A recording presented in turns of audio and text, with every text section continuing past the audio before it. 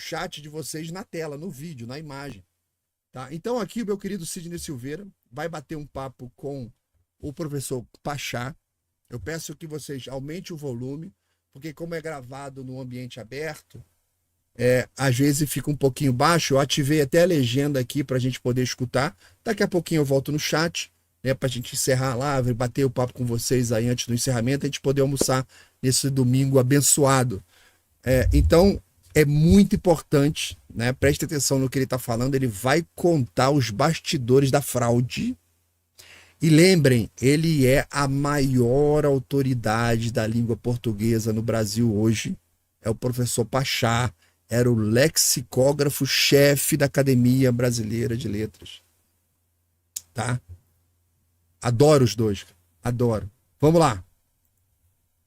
A entrevista que vocês verão agora é um documento histórico. Nela, tanto a alegação... Olha o YouTube aprontando, tá vendo? Vamos lá, deixa ele começar. A entrevista que vocês verão agora é um documento histórico. Nela, serão trazidos à luz os bastidores da reforma ortográfica levada a termo no governo de Luiz Inácio Lula da Silva. E o mais impressionante de tudo, levada a termo por razões, entre aspas, políticas, a propalada unificação dos países lusófonos, porém sem nenhum respaldo linguístico ou gramatical. Levada a termo sem argumentos minimamente defensáveis para as principais mudanças postas em prática. No Brasil, o espírito de rebanho de escritores, tradutores, editores e jornalistas, somado a uma monumental ignorância a respeito da índole do próprio idioma da parte de quem, por dever de ofício, teria obrigação de conhecê-la, fez com que todos seguissem a nova lei sem nenhuma reação digna de registro, ao contrário do que aconteceu em Portugal, onde a reação tem sido grande. Do ponto de vista financeiro, os grandes beneficiários foram as editoras de livros paradidáticos, ou seja, aquelas que vendem obras impressas para o governo brasileiro. Com exceção destas, todas as demais editoras viram-se repentinamente obrigadas a reimprimir o seu catálogo de livros, que precisou ser atualizado na nova língua, com data marcada.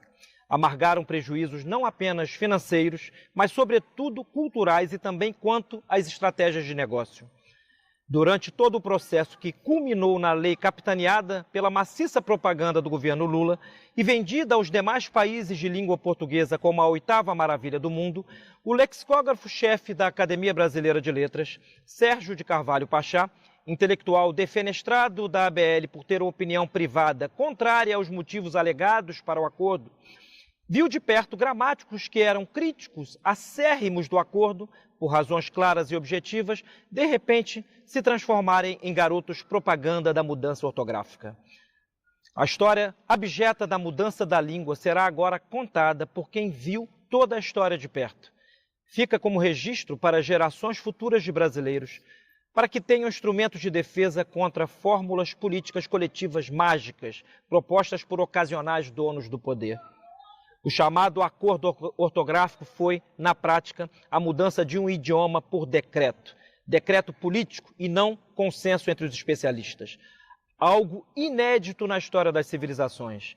Noutras palavras, um atentado contra o povo, pois o que distingue qualquer nação é, antes de tudo, o idioma comum dos seus falantes, instrumento básico de comunicação da tradição histórica, cultural, literária, de pensamento, etc. Portanto, preparem-se. A partir de agora, vocês testemunharão de perto um grave crime de lesa língua, por razões de lesa política. Professor Sérgio Pachá, de alguma maneira o acordo ortográfico capitaneado pelo governo Lula pode ser considerado benéfico para os falantes da língua portuguesa no Brasil? Não creio. Bom, em primeiro lugar, eu gostaria de esclarecer o seguinte. O acordo ortográfico não diz respeito à língua enquanto língua, diz respeito à língua enquanto algo a ser graficamente representado. Diz respeito à grafia da língua, que é, como a própria língua, porém num outro plano, algo de natureza convencional. E o sistema ortográfico adotado no Brasil, anteriormente à promulgação deste famigerado acordo, no ano de 2009 era o sistema de 1943, com algumas modificações simplificadoras nele introduzidas em 1971. Por exemplo, a eliminação do excesso de acentos diferenciais sem nenhuma necessidade. Na sílaba subtônica, por exemplo. Sim, também. E acentos diferenciais para distinguir palavras de uso cotidiano de outras palavras que as pessoas sequer sabiam da existência. Como, por exemplo, o pronome toda, na forma feminina, singular e plural, tinha de ter um acento circunflexo, porque em algum lugar do mundo que eu não sei qual é, há um pássaro chamado toda. Então, o acento era obrigatório para quem lesse aquilo não pensasse no pássaro, e sim no pronome. Quer dizer, havia absurdos desse tipo. Mas a reforma, ou a sub-reforma, digamos assim, de 1971, a simplificação de 1971, tinha melhorado bastante o panorama. E, por outro lado, o sistema ortográfico usado em Portugal tinha algumas diferenças estas que provinham de tradição e que, sobretudo, refletiam a diferente pronúncia dos falantes do português europeu. E isto não criava problema de espécie alguma. Porque eu morei anos nos Estados Unidos e eu via, embora nunca tenha me dedicado a estudar ortografia da língua inglesa ou ortografias da língua inglesa, eu via diariamente palavras grafadas nos jornais americanos ou em livros americanos, escritas de maneira diferente do que seriam escritas na Inglaterra, por exemplo. E isso não acarretou nenhum problema de ordem política, né? Por exemplo, a palavra harbor, na Inglaterra se escreve com, na sílaba final, B-O-U-R. E nos Estados Unidos, sem o U. A pronúncia, não há praticamente diferença nenhuma. Harbor, harbor. É a convenção gráfica. E isso nunca fez com que algum idiota dissesse que era necessário unificar a ortografia da Inglaterra e dos Estados Unidos, porque senão quem aprendesse a língua inglesa ia ficar perdido. E foi exatamente um dos pseudo-argumentos mobilizados no Brasil para justificar esta pseudo-reforma de 2009. É preciso unificar, mas unificar o quê? Comercialmente? Politicamente? Esteticamente? Não havia necessidade de unificar, Sidney. Havia pequenas diferenças que não atrapalhavam a mínima, a mútua intelecção de quem falava, a mútua comunicação de quem falava e escrevia português. E isto foi, digamos assim, tentaram uma vez mais promover esta quase utopia da unificação gráfica de realidades fônicas distintas e deram com os burros na água. Não só deram com os burros na água, mas pioraram uma coisa que tinha defeitos, mas que não era tão má assim. Isso foi mal para nós brasileiros e foi muito mal para os nossos irmãos portugueses. E há como resgatar de memória, professor Sérgio, como foi que entre nós surgiu ou ressurgiu a ideia do Acordo de 2009? Você que viu de perto isto como lexicógrafo-chefe da Academia Brasileira de Letras, então? Ô Sidney, eu vou te contar como foi, porque eu ouvi a história, literalmente, da pessoa que promoveu este golpe. E é quase inacreditável. O que aconteceu foi o seguinte: a alturas tantas, no final da década que começou em 2000, a Academia elegeu um novo presidente que, por temperamento, era um homem que gostava muito de estar na mídia, nas manchetes, na televisão, etc, etc. Então, uma das primeiras providências desse senhor foi criar um escritório de divulgação, um indivíduo cuja função fosse promover a própria entidade na mídia, a entidade, naturalmente, as suas autoridades acadêmicas, não é? Através de menções nos jornais e coisas de televisão, enfim, essas coisas todas que se sabe. E este homem era pago, suponho que muito bem pago, para badalar a Academia. Um belo dia, ele ouviu dizer que dormia nas gavetas há mais de 10 anos um novo projeto de unificação, entre aspas, ortográfica. Então, é claro que esse homem não era professor de português, não era linguista, não era filólogo, era um jornalista. O professor Pachá se refere a Antônio Carlos Ataíde, assessor de imprensa da BL, na gestão Marco Vinícius Vilaça. Após a aprovação formal do acordo ortográfico, Vilaça seria reeleito ali para a gestão 2010-2011. O assessor de imprensa da entidade, segundo o testemunho do então lexicógrafo-chefe da BL, teria sido responsável por reapresentar ao presidente Vilaça projetos de reforma ortográfica que jazia há mais de uma década esquecido nas gavetas da instituição fundada por Machado de Assis, desprezados pelos especialistas em língua portuguesa no Brasil, em razão das incongruências que o projeto de merda continha.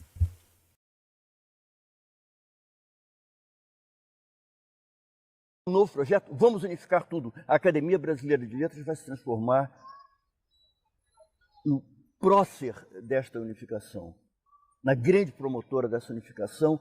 Ele correu para o presidente e disse: meu presidente, eu tive uma ideia que não vai tirar mais a ABL da mídia. Nós vamos promover a unificação ortográfica. E o presidente, que não entendia absolutamente nada de ortografia, ou de ortografias, ou de sistemas ortográficos, imediatamente comprou aquela ideia genial e a academia, mais que depressa, começou a promover, repito, entre aspas, a unificação ortográfica. E essa promoção se dava por meio de que? De reportagens? Chamou-se algum gramático para tomar a frente desse Não, projeto? porque eles tinham já o gramático de plantão da academia, que é o acadêmico Evanildo Bechara, professor de língua portuguesa, um gramaticógrafo respeitado. Eu estudei pelos livros dele, eu fui aluno dele na pós-graduação e voltei a encontrá-lo quando fui convidado a trabalhar na ABL. E ele era, então, vamos dizer, o gramático de plantão, o ortógrafo de plantão, se você quiser. E aí aconteceu uma coisa muito curiosa, que o Evanildo Bechara, que antes de surgir o plano de vamos unificar sob a liderança da ABL, tinha ideias radicalmente adversas àquele projeto. Certa feita ele me disse: Deus nos livre daquilo, aquilo é uma bomba, literalmente. Vamos lá, deixa eu ler esse textinho que ele colocou aqui. O gramático e acadêmico Evanildo Bechara foi de início crítico acérrimo do acordo ortográfico nos termos em que estava redigido. Mudou repentinamente de opinião, sem, no entanto, dar razões suficientes ou respostas às próprias críticas que antes fazia. Pouco antes de ser finalmente aprovado o acordo pelos governos do Brasil e de Portugal, os dois mais representativos países lusófonos, Bechara apresentou o livro O que Muda com o Novo Acordo Ortográfico, pela editora Nova Fronteira, que propagandeava os supostos benefícios da reforma. Ou seja, tinha dinheiro na parada, hein? Lançamento.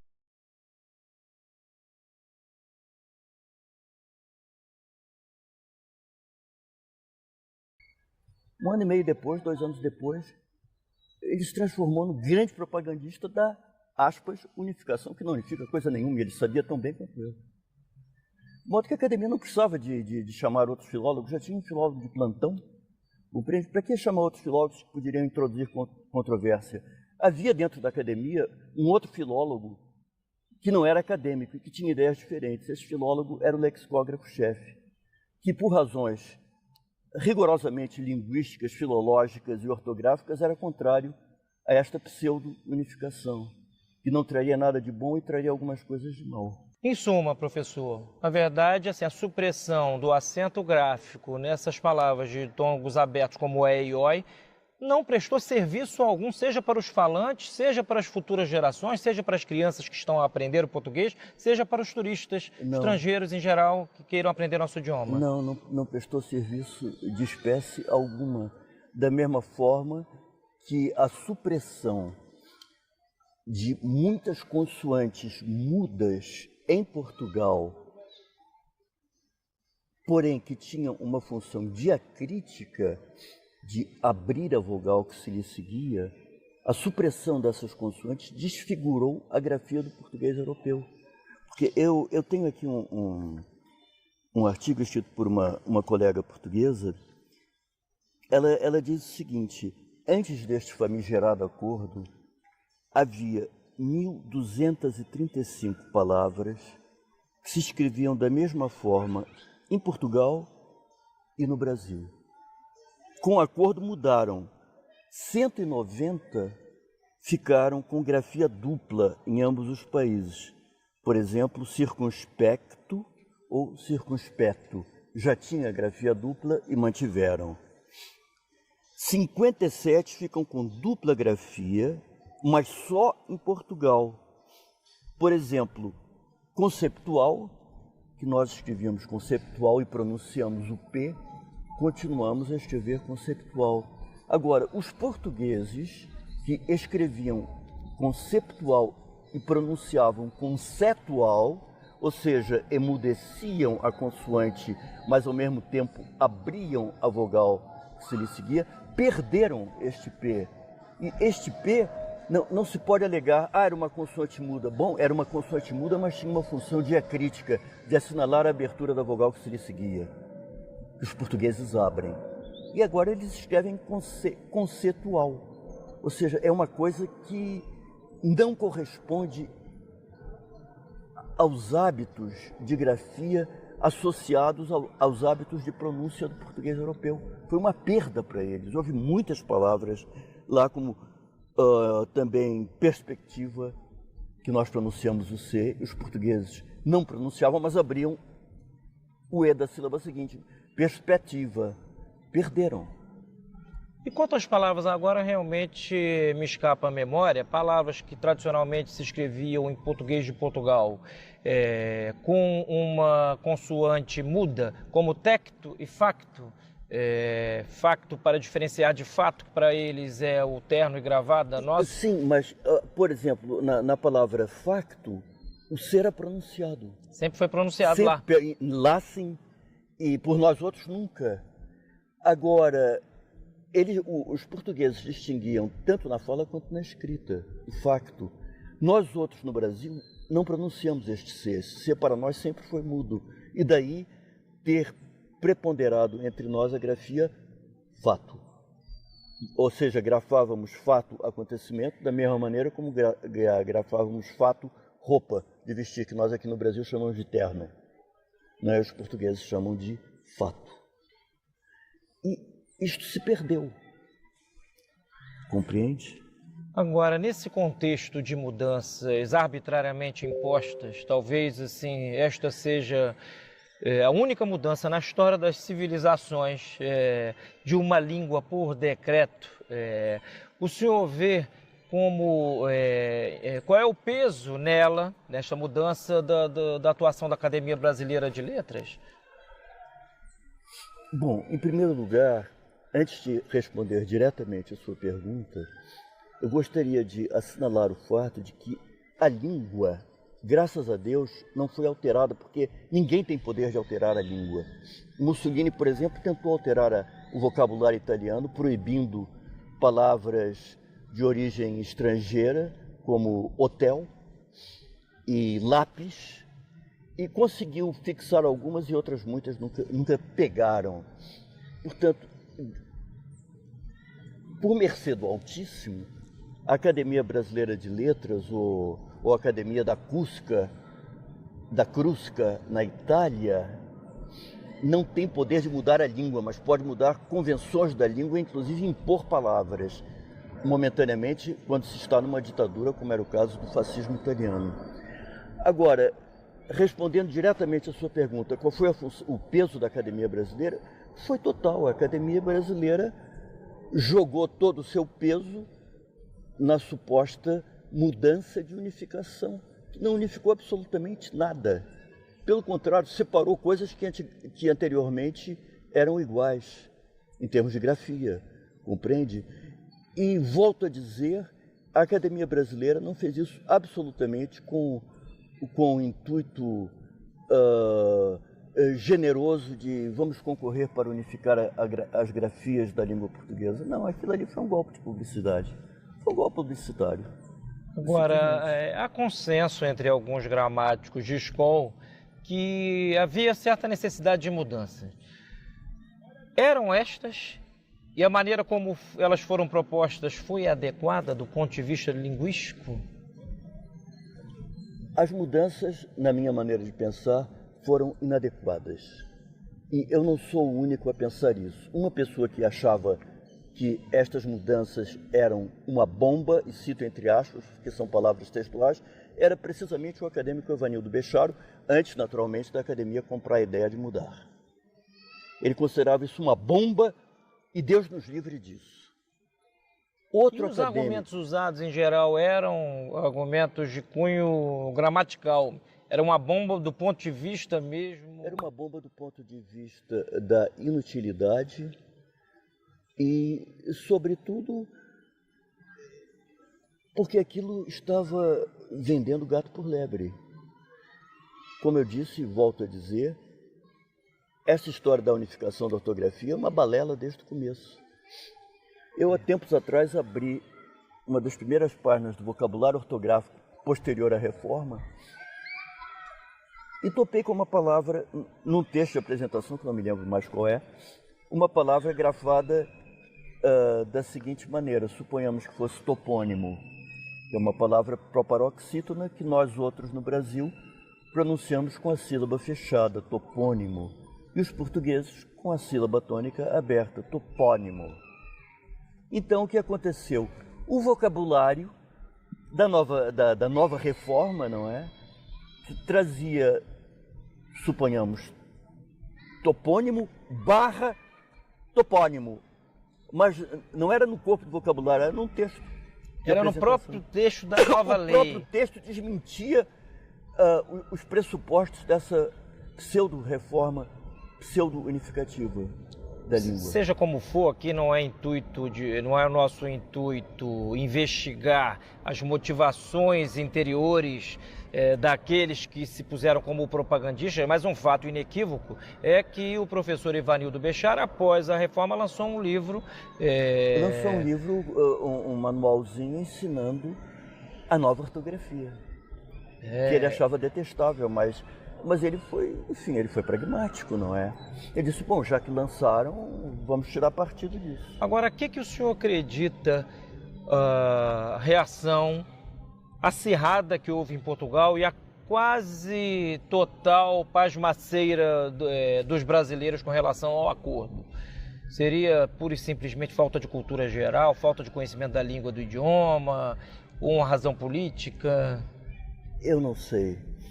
Quem poderia e deveria reagir contra isso eram os professores de língua portuguesa ou disciplinas correlatas, os linguistas, etc. Eu não sei até que ponto houve reações. Eu confesso que não tomei conhecimento de nenhuma delas. Apenas um professor, um antigo professor meu, um homem a quem eu sempre admirei e respeitei muito, Ivo Barbieri, quando leu umas declarações minhas publicadas por pirataria num jornal de grande circulação, declarações estas que foram maliciosamente pinçadas de um texto maior, mas ele viu clarissimamente que eu era contrário ao acordo, ele telefonou para minha casa para me cumprimentar. Foi o único. Agora, as razões, o senhor era o lexicógrafo-chefe da Academia Brasileira quando forjou-se, vamos dizer assim, nas lides da própria Academia o acordo. O senhor acredita a sua saída da Academia por conta dessa opinião privada? Tenho absoluta certeza. Tenho absoluta certeza que eu fui demitido da Academia Brasileira porque foram publicadas numa coluna de intrigas, enfim, de fofocas jornalísticas de grande circulação no Rio de Janeiro. No Jornal Globo, não é? No Jornal Globo.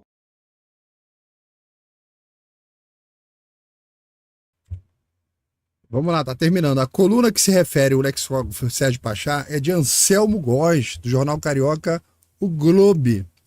A nota nela publicada fazia alusão a um e-mail privado de Sérgio Pachá. O texto de Anselmo Góes foi veiculado no Globo de 25 de 3 de 2009 com o seguinte teor: desacordo na ABL.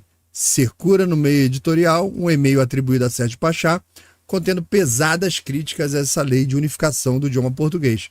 Pachá, chefe do Serviço de Lexicografia e Lexicologia da Academia Brasileira de Letras, é um gramático competente.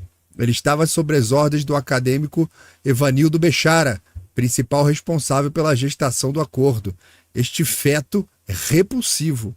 Aqui vai um trecho do citado e-mail.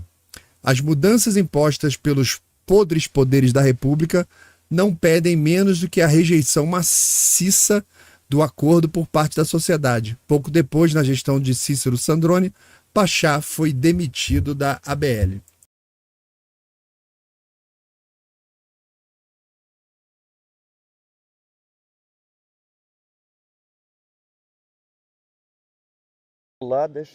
Fora de contexto de um texto que eu tinha escrito em caráter particular para uso de alguns amigos pessoais meus, e que eu não assinei como lexicógrafo-chefe da Academia Brasileira de Letras, mas simplesmente como Sérgio Pachá, Usuário da língua. Usuário da língua e professor de língua portuguesa. Pois bem, esta manifestação privada das minhas opiniões de professor e de filólogo... Opiniões técnicas? E técnicas, rigorosamente, foram a razão pela qual eu me tornei persona não grata, porque a academia estava toda mobilizada para lançar este novo produto no mercado, com o prestígio dos seus potentados e do acadêmico Bechara, em primeiríssimo lugar, não é? Porque era o dono da gramática dentro da academia, e de repente é um lexicógrafo-chefe que ousa pensar diversamente. Então, é claro que eles tinham que me expelir, como de fato expeliram. E a razão que eles me deram não é que meu trabalho era ruim, é simplesmente que tinha chegado à conclusão que não havia uma correspondência entre o custo e o benefício, entre o salário que me pagavam e o benefício que eu trazia para a instituição. E aí eu fui demitido. É um direito deles, não é? É um direito deles, embora tanto a alegação utilizada como o contexto em que se deu sejam coisas realmente fora do mínimo, da mínima base moral. Por falar em base moral, professor, já dizia Santo Tomás de Aquino, na Idade Média, que uma lei iníqua, por definição, não obriga as consciências. Ou seja, como ela é contrária ao bem comum, que é o fim de toda lei retamente ordenada, ela não pode nem deve obrigar as consciências. Infelizmente, todos aqueles que lidamos com a língua, seja por trabalho, seja por ofício, mas principalmente por dever profissional, precisamos aplicar a nova gramática. Que dizer a estas pessoas no Brasil que hoje se veem amarradas por uma lei intrinsecamente iníqua e, no entanto, precisam ganhar seu ganha-pão, ou seja, fazendo uso da língua escrita? Sidney, eu diria a elas que fizessem o que eu fiz. Eu daria a elas a deliberação que eu tomei para meu uso pessoal. A partir do momento que aquela nova grafia se tornou a grafia da ABL, embora por lei ela só venha a vigorar no Brasil obrigatoriamente a partir de 2016, e estes fatos a que nós estamos nos referindo são de 2009, eu, quando respondia a consultas dirigidas à Academia Brasileira de Letras, eu diariamente respondia a vários consulentes de todo o Brasil sobre questões de língua portuguesa, e eu estava respondendo em nome da Academia Brasileira de Letras. Eu usava a nova convenção ortográfica imposta pelo governo brasileiro, empurrado pela BL. Agora, nos meus títulos pessoais, eu continuei a escrever como sempre escrevi, ou seja, usando o sistema de 1943 com as alterações simplificadoras de 1971, e ponto final. E esse é o conselho que eu daria a qualquer brasileiro que escreva habitual e profissionalmente, ou não profissionalmente, mas que faça um uso constante da língua escrita. Se tiver que escrever como ganha-pão, use de preferência o sistema ortográfico oficial. E nos demais casos, use o que a consciência lhe ditar. Grande entrevista, grande oportunidade aí para a gente ficar sabendo o que aconteceu aí por trás dos bastidores, né?